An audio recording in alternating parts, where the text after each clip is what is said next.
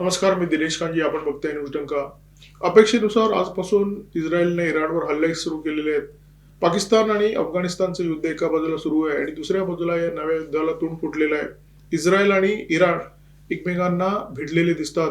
Israel बऱ्याच काळापासून याची तयारी करत होता. इराण सुद्धा तयारीत होता. पंतप्रधान नरेंद्र मोदी 2 दिवस म्हणजे 25 आणि 26 फेब्रुवारी इस्रायलच्या भेटीवर होते. मोदी इस्रायलमधून भारतात परतले. मध्ये एक दिवस गेला 27चा आणि 28ला इस्रायलने इराणला ठोकायला सुरुवात केलेली आहे. पाकिस्तान या सगळ्या घडामोडींकडे बघतोय आणि पाकिस्तानसाठी एक गोष्ट अत्यंत चिंतेची झालेली आहे आणि ती चिंतेची बाब म्हणजे अफगाणिस्तानमध्ये इस्रायलचे नव्याने निर्माण झालेले फुटप्रिंट्स. अमेरिकेचे राष्ट्राध्यक्ष डोनाल्ड ट्रम्प यांनी या नव्या मोहिमेला ऑपरेशन इपिक फ्युरी असं नाव दिलेलं आहे. इस्रायलचे पंतप्रधान बेंजामिन नेतन्याहू यांनी याचं थोडं वेगळं नामकरण केलेलं आहे, ऑपरेशन रोअरिंग टायगर. खरं तर दोन देशांची एकच मोहीम आहे, एकाच देशाच्या विरोधात आहे. नाव सुद्धा एकच ठेवलं पाहिजे होतं, परंतु दोन देशांचे नेते वेगळे आहेत. त्यांनी आपापल्या परीने या मोहिमेचं वेगवेगळं नाव ठेवलेलं आहे. इस्रायलचा हा हल्ला इराणवर होऊ नये म्हणून रशियाने बरेच प्रयत्न केले होते. रशियाचे प्रवक्ते डिमिट्री पेस्कॉव यांनी अमेरिकेला इशारा दिला होता की अमेरिकेने इराणच्या विरोधात कोणत्याही प्रकारे बळाचा प्रयोग करू नये. जर अमेरिकेने असा प्रयत्न केला तर त्याचे परिणाम अत्यंत गंभीर होतील.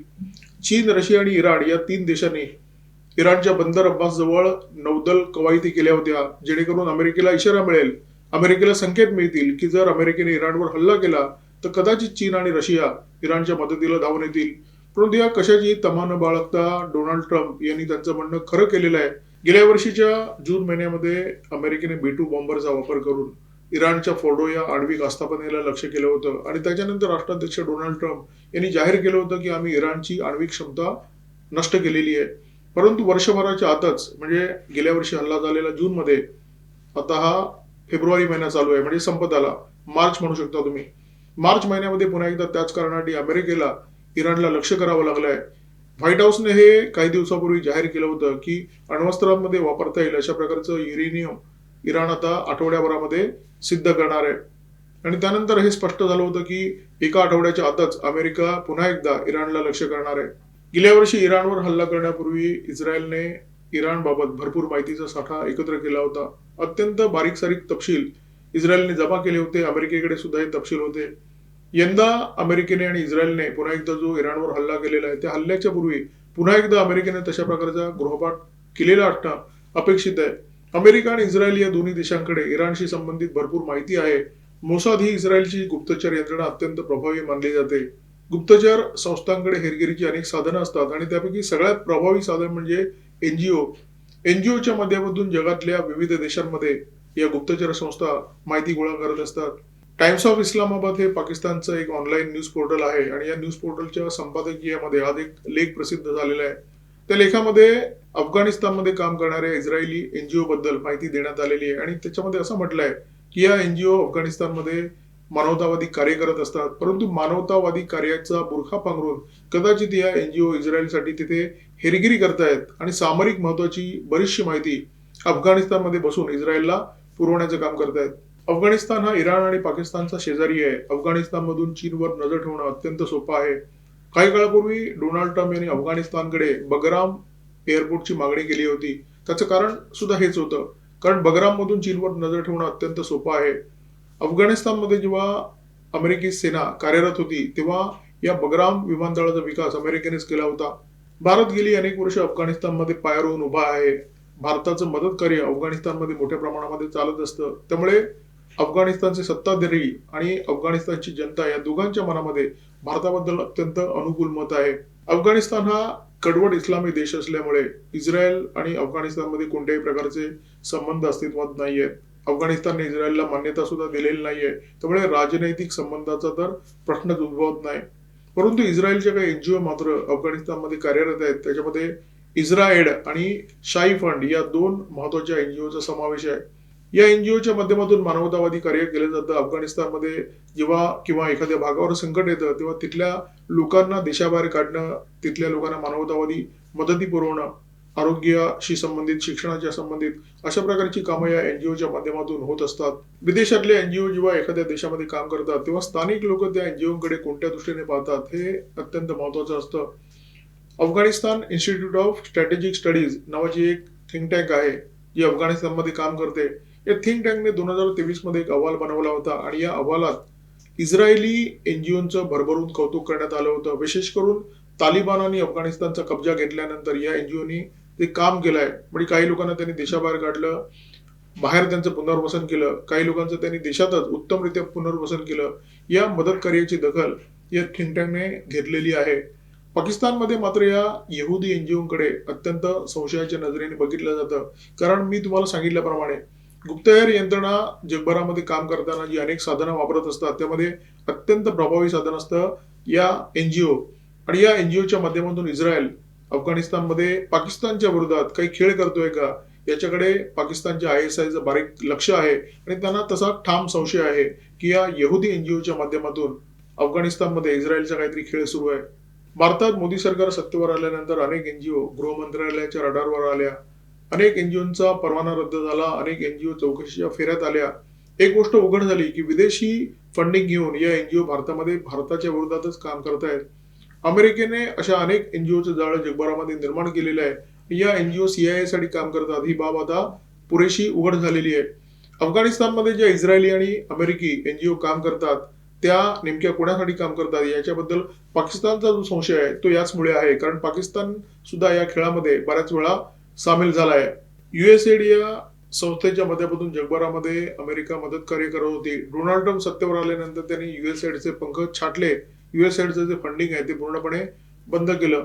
USAID ही संस्था अफगाणिस्तानमध्ये सुद्धा कार्यरत होती, परंतु ट्रम्प आल्यानंतर या संस्थेचं काम अफगाणिस्तानमध्ये बंद झालं. परंतु अमेरिकेशी संबंधित अन्य छोट्या मोठ्या एनजीओ आजही अफगाणिस्तानमध्ये मदतीचं कार्य करतायत. इस्रायल आणि अफगाणिस्तानचे राजनैतिक संबंध नाही आहेत.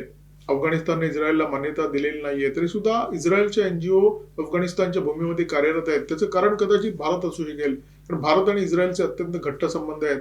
अफगाणिस्तानला सुद्धा हे माहिती आहे.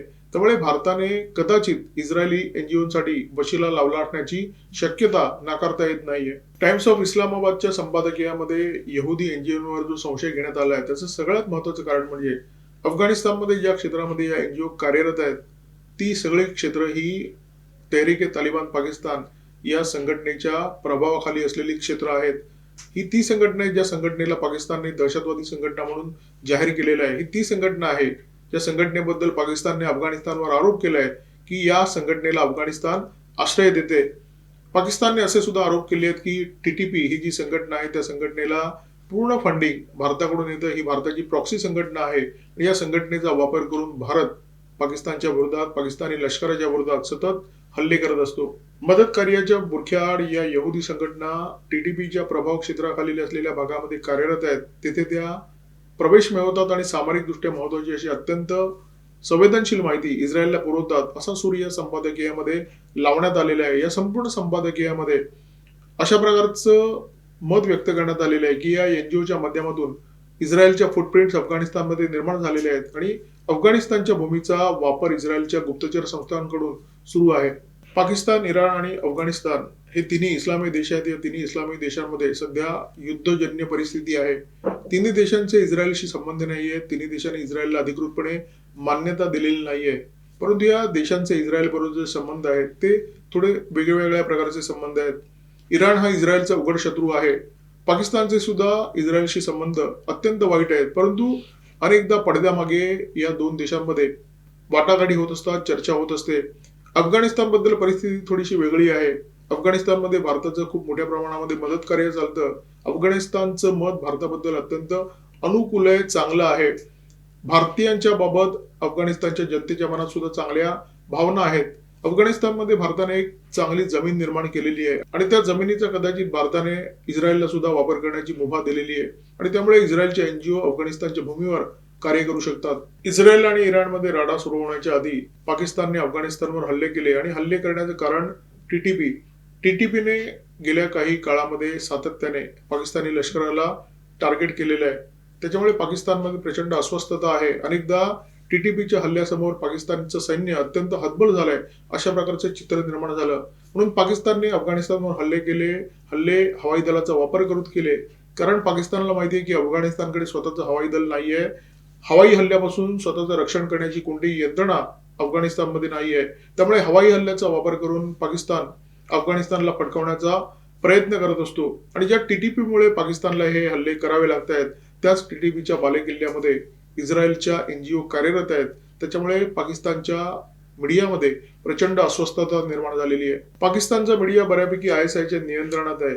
टाइम्स ऑफ इस्लामाबादच्या संपादकीयामध्ये जे काही मत मांडण्यात आलेलं आहे त्यात ISIचे इनपुट असण्याची शक्यता अजिबात नाकारता येत नाही. आणि या संपादकीयामध्ये जी भीती व्यक्त करण्यात आलेली आहे की इस्रायलचे फुटप्रिंट्स अफगाणिस्तानमध्ये आहेत, ही जर भीती खरी असेल तर ती पाकिस्तानसाठी अत्यंत धोकादायक बाब आहे आणि कदाचित ही भारताची रणनीती असू शकते, इस्रायलच्या हातात हात घालून आखण्यात आलेली रणनीती. मोदींचा इस्रायल दौरा पूर्ण झाल्यानंतर आणि पाकिस्तानने अफगाणिस्तानवर आक्रमण केल्यानंतर सोशल मीडियावर एक व्हिडिओ प्रचंड व्हायरल झाला. हा व्हिडिओ होता इस्रायलचे पंतप्रधान बेंजामिन नेतन्याहू यांचा. या व्हिडिओमध्ये नेतन्याहू असं म्हणतायत की पंतप्रधान नरेंद्र मोदी यांनी इस्रायलला अफगाणिस्तानला मदत करण्याची विनंती केलेली आहे. या व्हिडिओमध्ये बेंजामिन नेतन्याहू असं म्हणतात की मोदींनी आम्हाला विनंती केली आहे, त्यामुळे आम्ही अफगाणिस्तानला हर प्रकारे मदत करू. हा व्हिडिओ फेक होता असं नंतर उघड झालं. फॅक्ट चेक केल्यानंतर नेतन्याहू यांचा व्हिडिओ जरी फेक असला तरी भारताने अफगाणिस्तानला मदत करा असं इस्रायलला सांगितलं असण्याची शक्यता जास्त आहे, कारण भारत हा मित्रांचा मित्र आहे आणि युद्धाच्या काळात अडकलेल्या अडचणीत आलेल्या मित्रांची भारत नेहमी मदत करत असतो. युक्रेन आणि रशियाचं युद्ध सुरू असताना रशियामध्ये दारुगोळ्याचा ठणठणाट निर्माण झाला होता आणि त्याच्यानंतर रशियाने भारताला विनंती केली दारुगोळ्यासाठी. भारताने छुप्या पद्धतीने हा दारुगोळा रशियापर्यंत पाठवला. अनेक अहवालांमध्ये ही बाब आता पुरेशी स्पष्ट झालेली आहे. युद्धस्य कथा रम्य हे संस्कृत सुभाषित आहे. युद्धाच्या कथा जरी रम्य असल्या, ऐकायला खूप छान वाटत असल्या, तरी या कथांपैकी अनेक कथा अशा असतात ज्या कधी बाहेरच येत नाहीत. त्या कायम इतिहासाच्या उदरामध्ये दफन राहतात आणि अशाच कथांपैकी एक कथा कदाचित या एडिटोरियलच्या माध्यमातून सांगण्याचा प्रयत्न झाला असेल, परंतु त्यातलं सत्य किंवा असत्य कधीही बाहेर येणार नाहीये. आणि त्यामुळे टाइम्स ऑफ इस्लामाबादमध्ये संपादकीयामध्ये जी भीती व्यक्त करण्यात आलेली आहे, जी भीती इस्रायली एनजीओ बद्दल आहे, इस्रायलच्या अफगाणिस्तान मधल्या फुटप्रिंट बद्दल आहे, इस्रायलच्या अफगाणिस्तान मधल्या हेरगिरीबद्दल आहे, ती भीती खरी की खोटी हे कधीही उघड होऊ शकत नाही. या व्हिडिओमध्ये तुर्तास इथेच थांबतोय. व्हिडिओमध्ये माझ्यासोबत होते cameraman Omkar Bhagwat, video editor Ajay Shelke. Video जर आवडला असेल तर लाईक करा, शेअर करा, कॉमेंट बॉक्समध्ये व्यक्त व्हा. तुमचे विचार, तुमच्या भावना भरभरून मांडा. सबस्क्राईब करा न्यूज डंका आणि बेल आयकॉन दाबायला विसरू नका. नमस्कार, धन्यवाद.